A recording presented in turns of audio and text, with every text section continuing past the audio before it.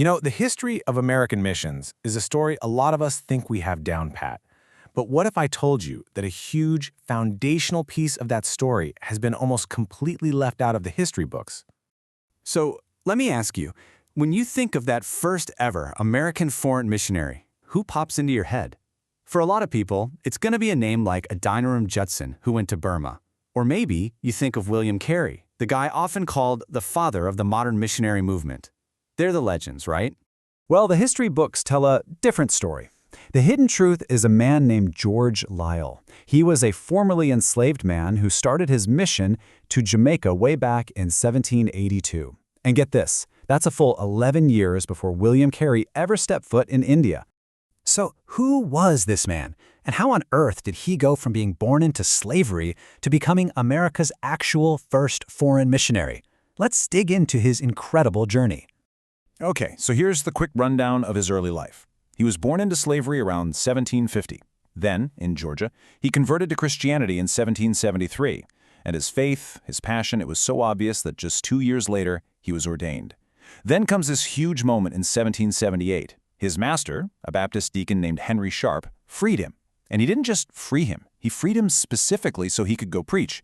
And we don't have to guess what his conversion was like. We have his own words. For Liele, this wasn't just some casual decision. It was this deep, powerful, soul-shaking experience. And that fire is exactly what fueled the rest of his entire life. But, his new freedom in America was incredibly fragile. The Revolutionary War was raging, and a single event was about to turn his world upside down and force him to make a choice that would change history. So, when Henry Sharp, the man who freed him, was killed in the war, Sharp's heirs immediately tried to snatch Liele's freedom away and drag him back into slavery. They even had him thrown in jail before he could get his hands on his freedom papers to prove he was a free man. So how did he get out of this mess? Well, he didn't just panic and run. He made a smart, calculated plan. With some help from a British colonel, he actually took out a loan to pay for passage to Kingston, Jamaica for himself, his wife Hannah, and their 4 kids. To pay it back, he became an indentured servant. So he arrived with a debt, yeah, but he also arrived with a mission. He gets to Jamaica in 1782, works hard to pay off his travel debt, and then what does he do? He wastes zero time. He immediately starts preaching to the island's enslaved population, people who had almost no exposure to the Christian gospel. And the results? They were staggering. In just his first 8 years there, George Liele baptized 500 people. I mean, think about that impact. But as you can probably guess, this kind of success did not go unnoticed. The white colonists saw his work as a direct threat, and the opposition he faced was intense and incredibly dangerous. The persecution was just brutal. He was constantly harassed. They accused him of stirring up rebellion among the slaves, and even charged him with sedition. He was thrown back into prison, this time loaded down with heavy irons, and had his feet locked into stocks. There's this one story that just perfectly shows you the kind of danger and disrespect he was dealing with.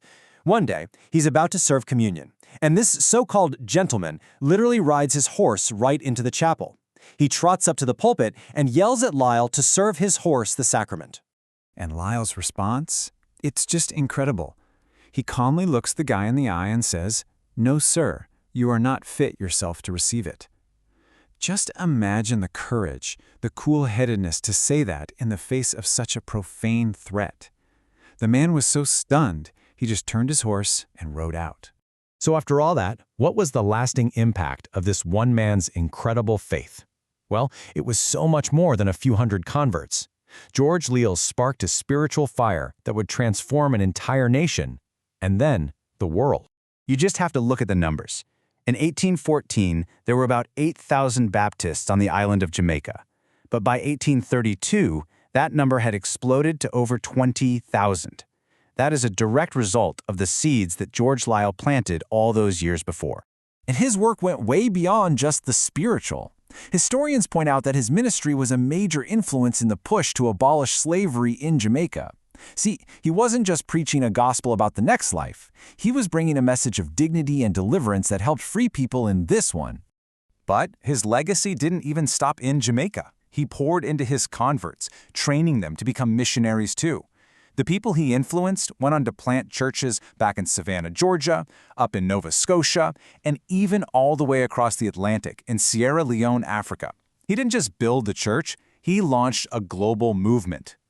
For this incredible life of faith and impact, he earned this amazing title, Negro Slavery's Prophet of Deliverance. It just perfectly sums up his legacy, doesn't it?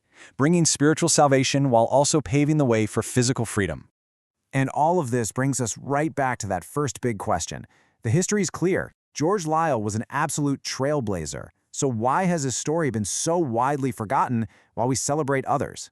It really makes you think, doesn't it? Which stories get chosen to become official history, and which pioneers do we just let fade away?